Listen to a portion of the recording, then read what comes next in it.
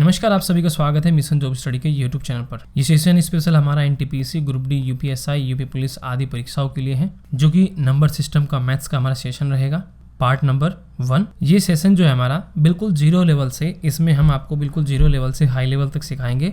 बिल्कुल basic concept हम इसमें समझा रहे हैं। तो जो भी ऐसे विद्यार्थी हैं जो इस टॉपिक को सीखना चाहते हैं, तो वह सेशन को आखिरी तक देखें। तो चलिए इस सेशन को स्टार्ट कर लेते हैं।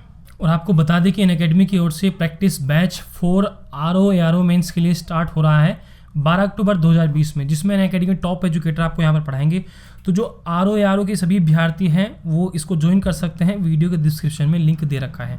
और यूपी पीसीएस 2021 के लिए फाउंडेशन कोर्स 16 सितंबर से स्टार्ट हो चुका है।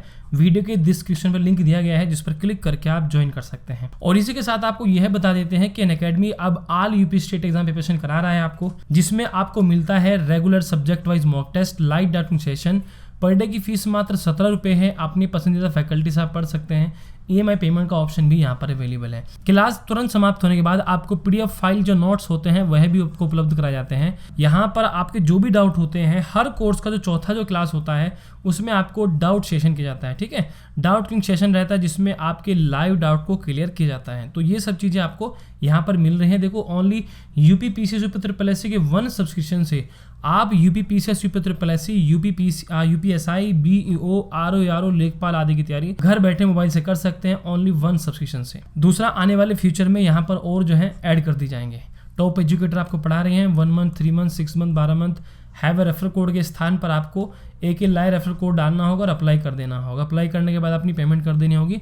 इस प्रकार से मेरे कोड यूज़ करने पर आपको 10% डिस्काउंट मिल जाएगा। ठीक है, और ये आपको लर्निंग ऐप डाउनलोड करना पड़ेगा, अनअकैडमी का लर्निंग ऐप, जो कि गूगल प्ले स्टोर से डाउनलोड करना पड़ेगा, जो कि एंड्रॉयड और iOS दोनों ही वर्जन में उपलब्ध है। तो चलिए स्टार्ट करते हैं। सबसे पहले तो शुरुआत करते हैं नंबर सिस्टम।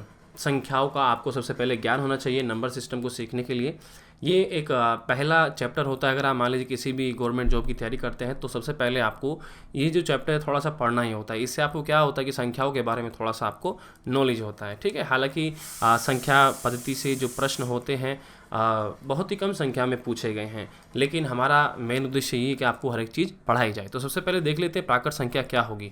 तो आज जो है नंबर सिस्टम का सारा नॉलेज हम देखेंगे। आखिर कौन कौन सी संख्याएं होती हैं, विभाजित होने का क्या नियम है, तो कौन से सूत्र होते हैं, ये सब चीज़ें सीखेंगे। नेक्स्ट क्लासेस में आगे हम प्रश्नों को हल करना सीखेंगे। तो प्राकृत संख्या जो होती है, वस्तु को गिनने के लिए जिन संख्याओं का प्रयोग किया जाता है उन संख्याओं को प्राकृत संख्या कहते हैं। जैसे मान लीजिए आप 10 वस्तु गिनना चाहते हैं तो आप कैसे करेंगे, 1 2 3 4 5 ऐसे करके अनंत तक जितनी भी संख्याएं होती हैं ये आपकी प्राकृत संख्याएं होती हैं। इसके बाद होता है आपकी पूर्ण संख्या। पूर्ण संख्या क्या होती है? देखो भाई, प्राकृत संख्या में शून्य को सम्मिलित करने पर, यदि देखो अगर आप ये जो प्राकृत संख्याएं आपके पास है, यदि आप इसमें शून्य सम्मिलित कर लेते हैं तभी आपकी पूर्ण संख्याएं हो जाती है।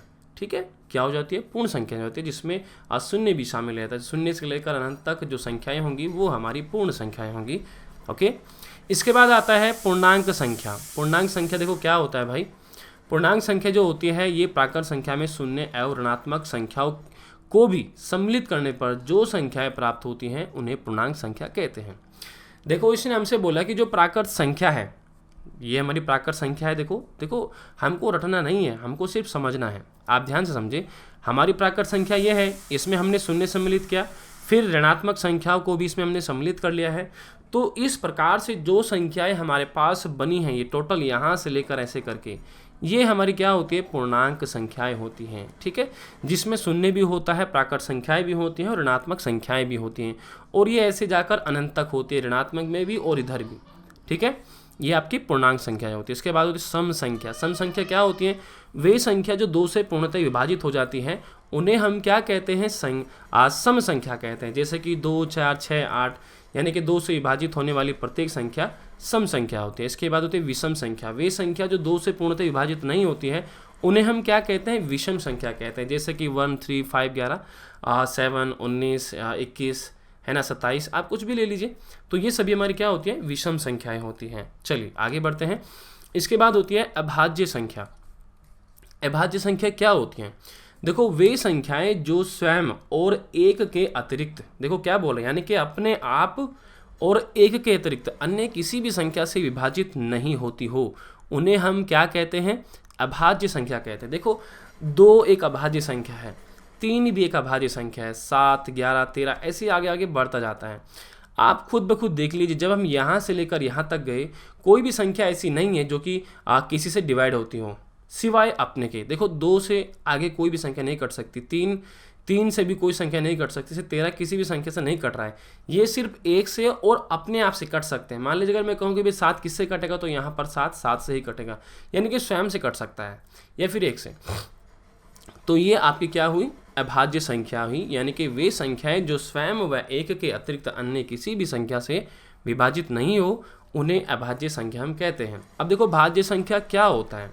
देखो वे संख्याएं जो स्वयं और 1 के अतिरिक्त अन्य किसी संख्या से पूर्णतः विभाजित हो, उसे क्या कहते हैं, भाज्य संख्या कहते हैं। फॉर एग्जाम्पल मान लीजिए अगर मैं ले लेता 2, तो 2 एक ऐसी संख्या थी अपने आप से कटती और 1 से कटती, लेकिन अन्य किसी संख्या से नहीं कटती। लेकिन उसने क्या कहा कि अन्य किसी संख्या से पूर्णतः विभाजित होती है, तो अन्य कोई संख्या ऐसी है ही नहीं जो 2 को विभाजित कर दे, और ऐसे ही 3 है, इसलिए हमने भाज्य संख्या में 2 और 3 को शामिल नहीं किया है। उदाहरण के तौर पर आप समझिएगा, जैसे 4 है, 6 है, 8 है, 9 है, 10 है, ऐसे अनंत तक की संख्याएं हैं। आप देखो 4 को 4 से भी काट सकते हैं, 2 से भी काट सकते हैं, 6 को आप 6 से भी काट सकते हैं, एक अन्य संख्या 2 से या फिर 3 से भी काट सकते हैं। इसी प्रकार सभी का ऐसे ही है। तो ये आपकी होती है भाज्य संख्याएं। इसके बाद होता है परिमेय संख्याएं। परिमेय संख्या क्या होती हैं, देखो वे संख्याएं जो P/Q के रूप में जिनको लिखा जा सके, वे आपकी परिमेय संख्याएं होती हैं या फिर कहलाती हैं, जहां P और Q दोनों पूर्णांक हो, दोनों क्या हो, पूर्णांक हो, लेकिन Q कभी शून्य ना हो। देखो Q जो है वो कभी भी शून्य न हो, तो Q कहाँ पर है, देखो Q बटे की संख्या में ऐसे दिया गया है, देखो ध्यान से समझिए, ये कह रहा है कि ये शून्य नहीं होना चाहिए, ठीक है। जो P और Q हैं ये दोनों क्या है हमारे पास, पूर्णांक हो। और पूर्णांक संख्या कैसी होती है भाई, अभी देखो मैंने आपको दिखाया ना, पूर्णांक जिसमें ऋणात्मक भी होती है और धनात्मक भी होती है, ठीक है। तो इसीलिए यहाँ पर देखो माइनस में 4 आपको दिखाया गया है, 3/4, 0 ऐसे आदि दिखाया गया है। तो ये जो पूर्णांक P और Q पूर्णांक संख्याएं हो सकती हैं दोनों, ठीक है, लेकिन ये P/Q के रूप में होगी, ठीक है। इसके बाद है आपका अपरिमेय संख्या। वे संख्या जिन्हें P और Q के रूप में न लिखा जा सके, उन्हें अपरिमेय संख्या कहलाती है, जहां P व Q दोनों पूर्णांक हो, लेकिन Q कभी शून्य। देखो ये दोनों जो है P और Q पूर्णांक तो हो सकते हैं, लेकिन Q कभी शून्य नहीं होगा। तो ऐसी संख्या जो कभी बटे के रूप में ना लिखी जा सके, जैसे ये हो गया, ये हमारी क्या है, सभी अपरिमेय संख्याएं हैं, ओके। इसके बाद आती है वास्तविक संख्या। देखो वास्तविक संख्या क्या होती है, वे संख्या जो या तो परिमेय हो या अपरिमेय हो। वास्तविक संख्या कहलाती है भाई, या तो वो परिमेय हो या फिर अपरिमेय हो, तो वो क्या है आपकी भाई, वो आपकी वास्तविक संख्या कहलाती है। आप देख सकते हैं दोनों का उदाहरण आपको यहाँ पर देखने को मिल सकता है। और एक खास बात का आप नोट लिख लीजिएगा अपनी कॉपी में, ये नोट बहुत ही इंपॉर्टेंट है, आपको संख्याओं का नॉलेज आपको देगा ये। तो देखो प्रथम अभाज्य संख्या जो होती है, अभाज्य संख्या वो 2 होती है, ठीक। अभाज्य संख्या के बारे में हमने पढ़ा था, ठीक है, ओके। यानी कि प्रथम अभाज्य संख्या हमारी 2 होती है। केवल प्रथम अभाज्य संख्या सम होती है, केवल प्रथम अभाज्य संख्या सम होती है। प्रथम अभाज्य संख्या के अलावा अन्य सभी अभाज्य संख्या विषम होती है। देखो इसने एक ये भी अच्छा फैक्ट है, देखो प्रथम जो अभाज्य हमारी संख्या होती है, उसके अलावा अन्य सभी जितने भी अभाज्य संख्या होंगी वो विषम होगी, क्योंकि अभाज्य संख्याओं में कहा गया है कि वह या तो अपने आप से कट गया, 1 से कट गया, अन्य किसी संख्या से नहीं कटेगी। अगर मान लीजिए आगे चलते चलते कोई 20 आ जाता, तो 20 तो भाई 2 से कट जाता, तो रूल गलत हो जाता। तो इसलिए ये भी एक अच्छा मतलब आपको नॉलेज मिलता है कि प्रथम अभाज्य के अलावा अन्य सभी अभाज्य संख्या क्या होती हैं, वो विषम होती हैं, ठीक है। संख्या 1 न तो भाज्य है और न ही अभाज्य है, बिल्कुल सही बात है। अपरिमेय संख्या कभी भी पूर्ण वर्ग नहीं होती। देखो जो अपरिमेय संख्या होती हैं वो कभी भी पूर्ण वर्ग नहीं होती है, कि जिनको हम P/Q के रूप में नहीं लिख सकते, ओके। चलिए, तो ये थोड़ा सा नोट था।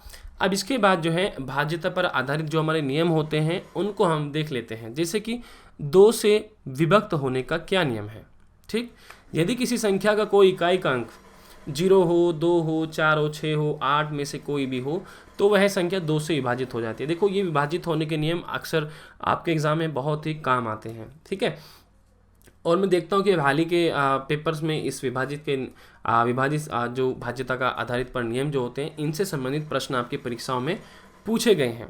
ठीक है, जैसे आपके पास मान लीजिए इकाई का अंक क्या है, ये है, इन संख्याओं में 2 है, 6 है, 0, देखो सम है, तो सम से सम संख्या ही कट सकती है, जिसके लास्ट में अगर मान लीजिए सम संख्या हो, ऐसी कोई संख्या, देखो 2, 4, 6, 8 ये सम संख्याएं हैं, और 0 भी हमने दिखाया गया है। थोड़ा सा आप समझिएगा, अगर ये है तो ये पूरी संख्याएं 2 से विभाजित हो जाएंगी, ये भी कट जाएगी 2 से, ये भी। ठीक, 3 से विभक्त होने का क्या नियम है? यदि दी गई संख्या के सभी अंकों का योग 3 से पूर्णतः विभक्त हो जाए तो वह संख्या 3 से विभक्त होगी। यानी कि जैसे मैंने लिख रखा है 216, और मैंने क्या कि इन सभी अंकों का योग, भाई 2 + 1 + 6 कितना हो गया भाई, 2 और 1 3 और 6 9 हो गया। तो 9 जो जब इनका योग 3 से कट सकता है तो समझो ये पूरी संख्या भी क्या होगी, 3 से कट जाएगी। ऐसे ही 318 के अंकों का योग करेंगे और 3 से भाग करने पर यदि कट जाता है तो समझो वह संख्या पूरी की पूरी आपकी 3 से विभक्त हो जाएगी। इसके बाद आता है 4 से विभक्त होने का नियम। कोई संख्या 4 से विभाजित तभी होगी जब उस संख्या के दाई और इकाई अंकों से बनी संख्या 4 से विभाजित हो। इसने क्या बोला आपसे, कोई संख्या 4 से विभाजित तभी होगी जब उस संख्या के दाई यानी कि धाई और इकाई अंकों से बनी संख्या 4 से विभाजित हो। मान लीजिए मैं ऐसी कोई संख्या यहाँ पर लिखता हूँ, मान लीजिए मैंने यहाँ पर लिखा 516, मैंने लिखा यहाँ पर 1700 मान लीजिए 28 लिख दिया मैंने। ठीक, तो इकाई और धाई के अंक यदि 4 से विभक्त होते हैं, देखो 24 भी 4 से कटता है, 16 भी, ये 16 भी, 28 भी, समझो यह पूरी संख्या 4 से कट जाएगी। ठीक, ये नियम ये कह रहा है। और 5 से विभक्त होने का क्या नियम आपको पता है, जिसका भाई इकाई का अंक यदि 5 है या 0 है, दोनों से में यदि कोई एक, दोनों मिलते हैं या कोई एक मिलता है तो समझो वह संख्या आपकी 5 से विभक्त होती है। ये 5 का नियम है। इसके बाद आता है 6 से विभक्त होने का नियम। यदि कोई संख्या 2 व 3 से विभाजित हो जाए तो वह संख्या 6 से विभाजित हो जाएगी। देखो यानी कि 6 से विभक्त करने का नियम हमें कैसे लगाना है, रूल नंबर 2 का, एक तो 2 का नियम लगाएंगे, फिर 3 का लगाएंगे। यदि इसका भी रूल चलता है, इसका भी चलता है, तो समझो वह 6 से कट जाएगी। जैसे इसमें क्या कहते हैं, 2 के में भी लास्ट का अगर इकाई का अंक 2 से कटता है, समझो पूरी संख्या 2 से कट जाएगी। ठीक, और ये क्या कहता है 3 का नियम कि भाई अंकों का योग यदि 3 से कटता है तो 9 3 से कट जाएगा। तो यानी कि समझो 3 से जब ये भी नियम 3 का यहाँ पर काम कर रहा है तो यानी कि यह पूरी संख्या 6 से कट जाएगी। यानी कि जहाँ जिस संख्या में 2 और 3 का नियम लागू होगा वह संख्या 6 से विभक्त हो जाएगी। इसके बाद है आपका भाई 7 से विभक्त होने का नियम। यदि किसी संख्या के इकाई अंक को छोड़कर, देखो इकाई अंक को छोड़कर शेष बची संख्या में से इकाई के अंक का दुगना घटा देने पर वह संख्या 7 से विभक्त हो जाती है तो वह पूरी संख्या 7 से विभाजित होगी। देखो इसने क्या बोला, मान लीजिए हमारे पास 343 था, इसका इकाई का अंक हमने हटा दिया तो हमारे पास 34 आ गया। फिर उसने क्या बोला कि जो इकाई का अंक था आप उसका दुगना कर दीजिए और घटा दीजिए। घटाने पर जो भी आपका मान आएगा वो अगर 7 से कटता है तो समझो वह पूरी संख्या 7 से कट जाएगी। तो देखो ये 28 आया था बाद में, 28 को मैंने 7 से भाग किया तो पूरा कट गया, यानी कि 343 जो है ये पूरी संख्या 7 से कट जाएगी। तो ये 7 से विभक्त होने का नियम है।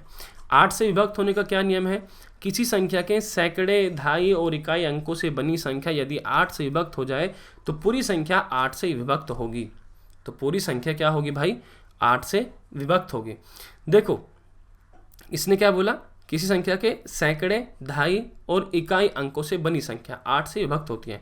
देखो ये 528 है, 640 है, क्योंकि इकाई, धाई, सैकड़ा अंकों से बनी संख्या की बात कर रहा है। अगर ये संख्या कटती है तो समझो पूरे की पूरी संख्या वो चाहे कितनी भी बड़ी हो, मान लीजिए ऐसे करके कितना भी कुछ हो, ऐसे करके है ना, ऐसे करके, लेकिन बस ये 3 अंक यदि कटते हैं, ये लास्ट के 3, तो समझो पूरी संख्या 8 से कट जाएगी। आप काट कर देख लेना, ये पूरी की पूरी संख्याएं जो है 8 से कटने वाली है। 640 भी कट जाएगा। देखो सीधा पहाड़ा पढ़ेंगे 88 64 है ना, तो यानी कि पूरा का पूरा ये कट जाएगा जब, क्योंकि इकाई, धाई और सैकड़ा के जब कट गए तो समझो पूरी संख्या विभक्त हो जाएगी। इसके बाद है 9 से विभक्त होने का नियम। यदि किसी संख्या के सभी अंकों का योग 9 से विभाजित हो जाए तो वह पूरी संख्या 9 से विभाजित होगी। देखो 5 7 6 18 9 से कटता है तो समझो यहाँ पर ये 9 से विभक्त है। बिल्कुल सेम जैसे नियम संख्या 3 का नियम था, 3 से विभक्त होने का सेम वही है। 10 से, 10 का तो आपको पता है यदि शून्य होगा, इकाई का अंक यदि शून्य होगा तो समझो 10 से तो सारी संख्या कट जाए, जैसे 540 170 710। तो ये जो है आपका किसका नियम है, ये नियम है आपके 10 से विभक्त होने का नियम। क्लियर। तो देखो आज के सेशन में हमने क्या सीखा है, आज के सेशन में हमने सीखा है कि संख्याएं कौन कौन सी होती हैं, भाज्यता का नियम क्या क्या होता है। उम्मीद है आप इसको अच्छे समझे होंगे, ठीक है। अगर आप समझ चुके हैं इसको अच्छे से, तो आप सभी अभ्यर्थी क्या करिएगा, इसको जो है एक बार रिवाइज कीजिएगा, अपने कॉपी में नोट बनाइएगा। नेक्स्ट सेशन में इसके हम फॉर्मूलाज को देखेंगे और इसके जो प्रश्न होते हैं उनको हम देखेंगे, ठीक है। उम्मीद है कि आपको सेशन अच्छा लगा होगा। अगर आपको सेशन अच्छा लगा तो प्लीज़ इस वीडियोस को लाइक और शेयर जरूर करें, कमेंट करें। आपकी कोई समस्या हो, कोई चीज़ ना आपको समझ में आई हो तो वह आप हमसे पूछ सकते हैं। चलिए, तो इस वीडियोस में इतना ही। बाकी आप लोग पढ़ते रहें और आगे बढ़ते रहें। हमारी शुभकामनाएं आप लोग के साथ हैं। ओके बाय सभी प्यारे अभ्यर्थियों।